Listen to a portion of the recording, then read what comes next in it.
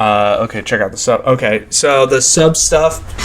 There was a sub. I guess I should put sub in quotations. I guess called the Titan, and it's more of like a metal tube. So if we kind of like look up pictures, we can kind of see what the tube looked like. This fit 5 people in it. I guess it did have a pooper in there. And the whole plan was they called it a mission, right? The mission was to go and look at the Titanic underwater. Each of these people paid $250,000 to go down. So here's if you guys can see the little pictures down here. Let me see here. You can see like the little pictures down here, and they basically, like I said, paid $250K each to be strapped into this OceanGate Titan sub and go see the Titanic. So some things went wrong. They used a controller. So if we take a look at it, like what even is this? This is like the controller I used when I was like 13 and I wanted to get the turbo button for Call of Duty so I could shoot my gun really fast. It's made by Logitech. I mean, it has the start button, back button. Like, this is the most bizarre thing. Like, you literally cannot make up a more unbelievable story. And I know people are like, oh, well, they use controllers similar to that, like in the Army and stuff. Yeah, but that's like proprietary technology that they actually put effort in. This is straight up, like if you go on Amazon, you can buy the same controller that they used. $38 controller. Xbox controllers are more expensive than this thing. Like, what are they even thinking? This is so insane. So basically the 5 people, according to some recent posts I've seen, they actually, unfortunately, I believe, passed away due to the tube. I'm going to call it a tube. I'm not calling it a sub. You can't make me imploding. So we're going to Google the word imploding together. So, it's collapsed in on itself. Okay. So explode means, X meaning outwards. Implode, meaning inward, means it collapsed on itself like a dark star. So we had a mini black hole situation in the middle of the ocean, killing, some of these people here. Very sad for their families. That's actually very sad, especially given the circumstances prior. I mean, there's multiple videos out there of the actual guy who made it, like the guy who actually made the tubes, say like he was breaking rules essentially. He was breaking the rules by mixing carbon fiber and titanium, and he said like that places like Boeing and like these universities helped design it, and then Boeing comes out with a statement.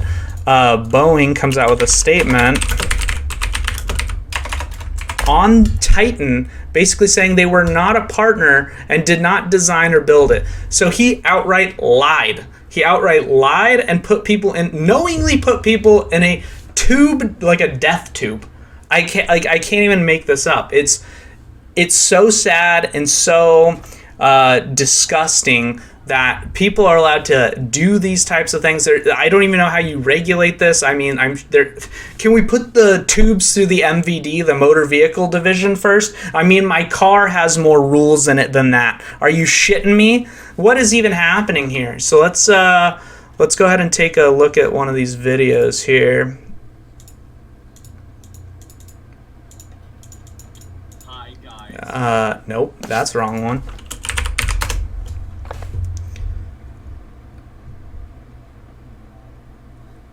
Okay. So here we go. I'm going to skip around in this video.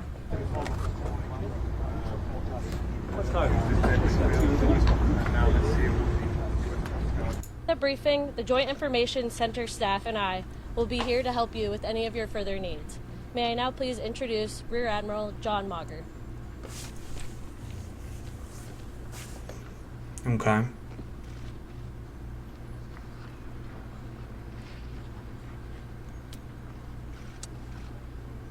This morning, an ROV, or remote operated vehicle, from the vessel Horizon Arctic discovered the Remote operated vehicle. Are you shitting me? It is a Logitech controller. They had the turbo on. What even is this? of the Titan submersible, approximately 1,600 feet. It's not this guy's fault, obviously. He's trying to help save them, but it's just insane. The ROV subsequently found additional debris. In consultation From the implosion. with Yeah. experts from within the Unified Command, the debris is consistent with the catastrophic loss of the pressure chamber. Upon this determination, we immediately notified the families. On behalf of the United States Coast Guard and the entire Unified Command, I offer my deepest condolences to the families. I can only imagine what this has been like for them, and I hope that this discovery provides some solace during this difficult time.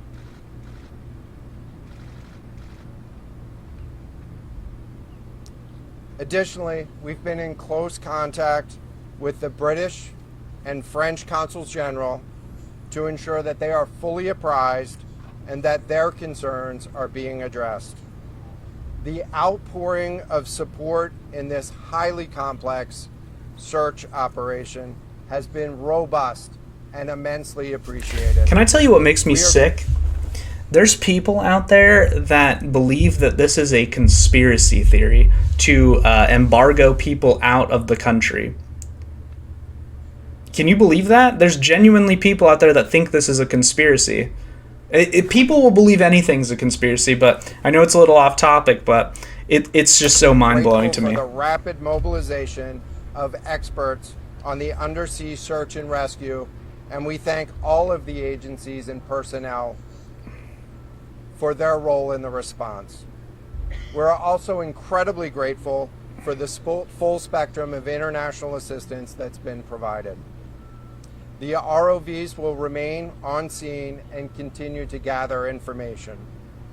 Again, our most heartfelt condolences go out to the loved ones of the crew.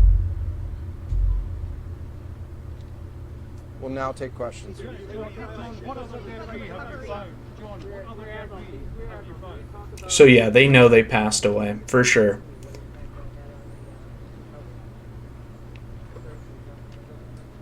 This was a incredibly complex case, and we're still working to develop the details for the timeline involved with this casualty and the response.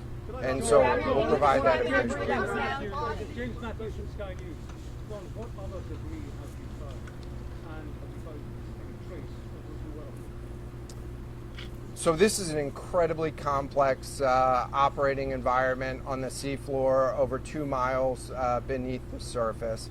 And so the remote operating vehicle has been searching, and it is highly capable, and we've been able. So yeah, people basically saying like they should have been able to find it easier because they found something in space easier. The mechanics between finding something in a vacuum versus finding something in the ocean is completely different. You can't even compare the two. There's actually there's studies out there that show we know more about our own universe than we do our ocean. Okay, it's the last frontier, if you will. To classify, that and traveling space, yes, but on Earth, the last frontier is the ocean. Let me refer to one of my undersea experts here, Mr. Paul Hankin, to talk about the nature of some of the debris.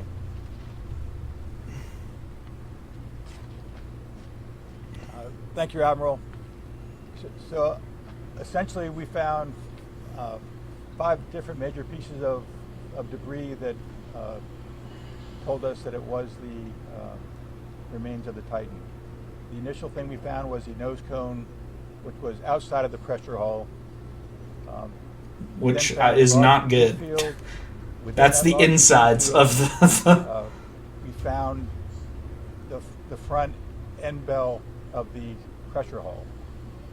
That was the first indication that there was a catastrophic event.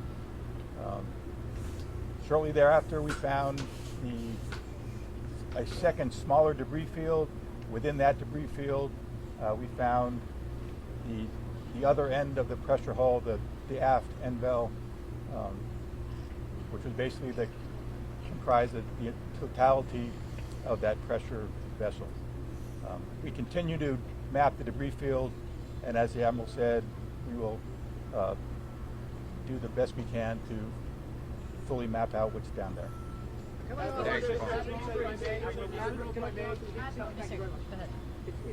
very difficult question to ask, but it will be an important one for the families, of course. What are the prospects of recovering the bodies of the missing crew?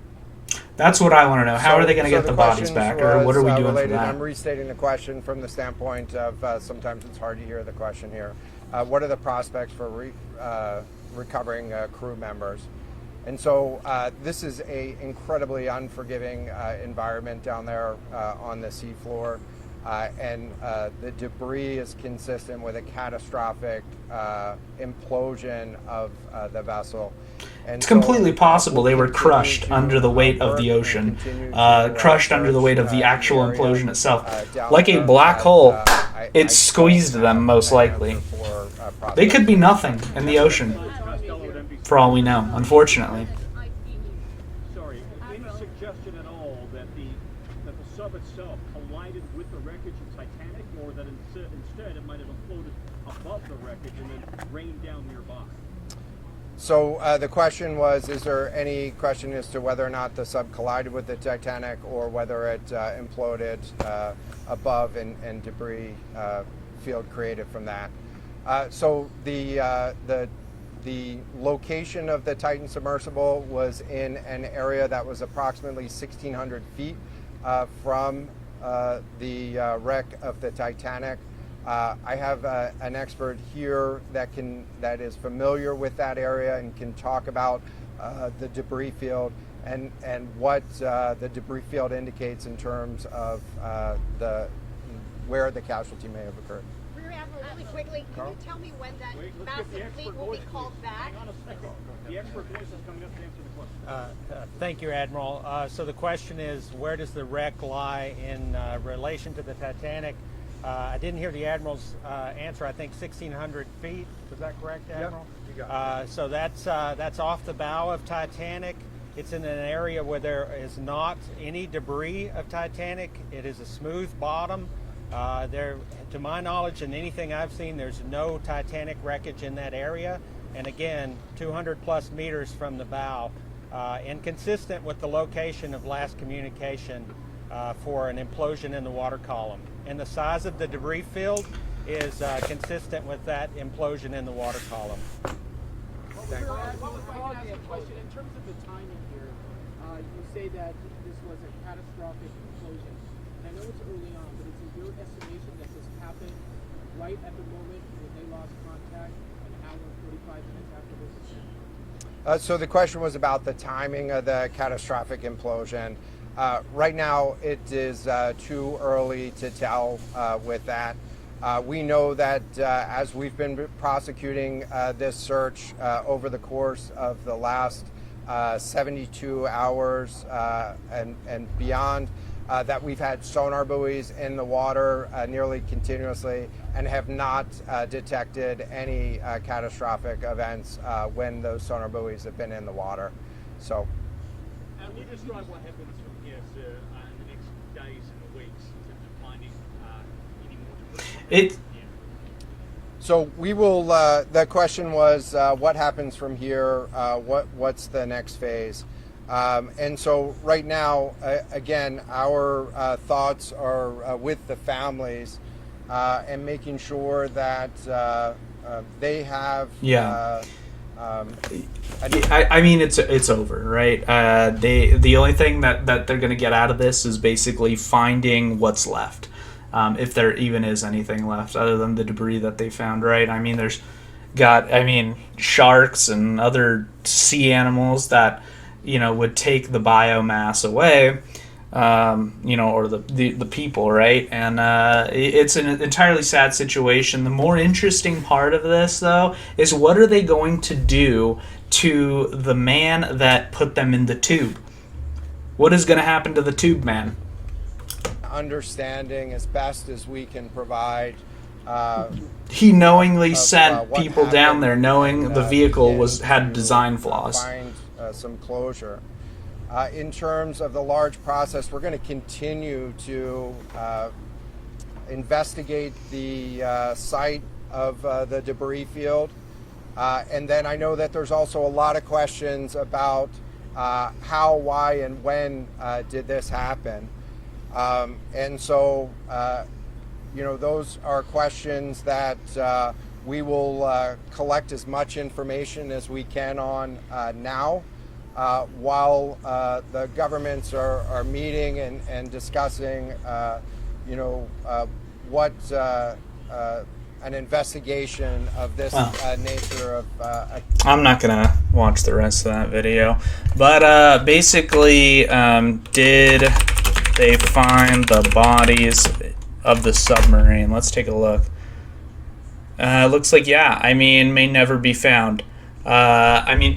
Explosion versus implosion is a lot different. So much inward pressure is being shoved upon these people in such a tight space. I mean, their bodies must have been Final Destination style, actually squished. It's such a sad situation. I do genuinely feel bad for the families.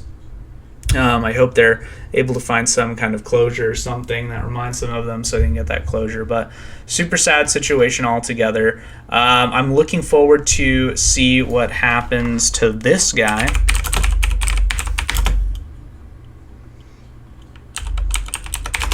This guy. Stockton rushes first. This guy. This guy right here. So looking at this, the underwater vehicle is the creation of Stockton Rush, CEO and founder of OceanGate Expeditions. As you can see, here's the nice little tube. After building the experimental aircraft, he had a formative experience with cold water diving. Kind of skimming through this. The moment I went into water, I was like, oh, you can't describe this. When you go in a sub, things sound different. They look different. It's like you've gone to a different planet. He's like, so I'm going to go murder people. His first mini-sub was only capable of reaching around 30 feet. So 30 feet, if anybody's been to Disneyland or Disney World, that's like the submarine that they have there, the ride. And then it was enough for him to get the depth disease. So his original submersible was created in 2006 based on blueprints given to him by a retired U.S. Navy submarine commander. What? What is even happening here? It's like the notes are being passed through by, being sent by wire. Here are the schematics, Rush. I got these from the United States Navy back in 1986. Rush was able to build his first mini-sub, a 12-foot long tube. See? Tube. It is a tube. It's not a sub. Look at this thing. It's a death trap. I wouldn't even get on that just because of claustrophobia. It's insane. That first iteration had just about enough room for a single occupant and no other passengers. Rush went on to found OceanGate. The future of mankind is underwater, not on Mars. We will have a base underwater. Maybe a base of bodies.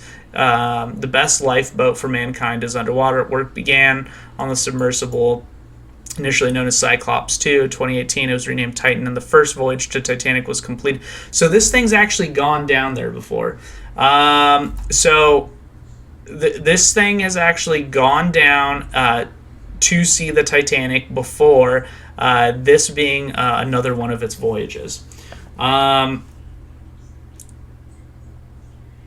Yes, you are. Okay, so are you taking? Yeah, you do take risks doing stuff like this, 100%. It's you're going with a third-party kind of individual that, you know, made schematics and made a design and getting inside of a tube. I mean, yeah, it's like a journey for sure. Definitely braver than I, or, you know, more stupidity than bravery. I don't even know what you would want to call it, but the fact that this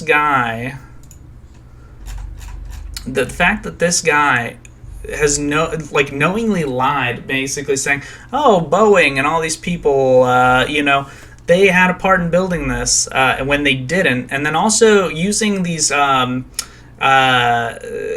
offhand, very like non-proprietary, just like my guy put together a submarine. Like if you Googled or went to Amazon and typed in parts for a submarine, that's what this guy did. Amazon primed them all to his house, and then MacGyvered or jerry-rigged. This is worse than my green screen work in the back, and I used T-pins for that. So this is really sad. I hope some kind of regulation happens around this. Do I think he deserves to go to prison?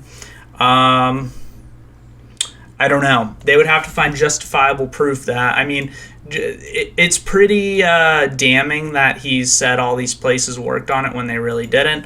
But on the other hand, we need to find justifiable proof that he operated this and sent these people knowing there was design flaws, and and that this kind of stuff wasn't given as information to the passengers. So I'm sure they signed a death waiver. I'm going to be honest with you guys. I don't know if anything's going to happen to this guy. Probably nothing. The Haggles alleged that they signed a contract and paid deposits in 2016 to become one of the first Ocean Gate's paying customers. So yeah, somebody signed a contract. You sign a death waiver, essentially saying, hey, if you die, you die. You know, it is what it is. Doesn't make it any less sad. I hope it ruins this entire business, and I hope he's not able to operate anymore so he can't hurt any more people. I do think they need to put more regulations around this. Super sad situation. Make sure to like, comment, subscribe as well. And, tell me your opinions on this, and if I missed any information, I'm sure I did. But very sad situation.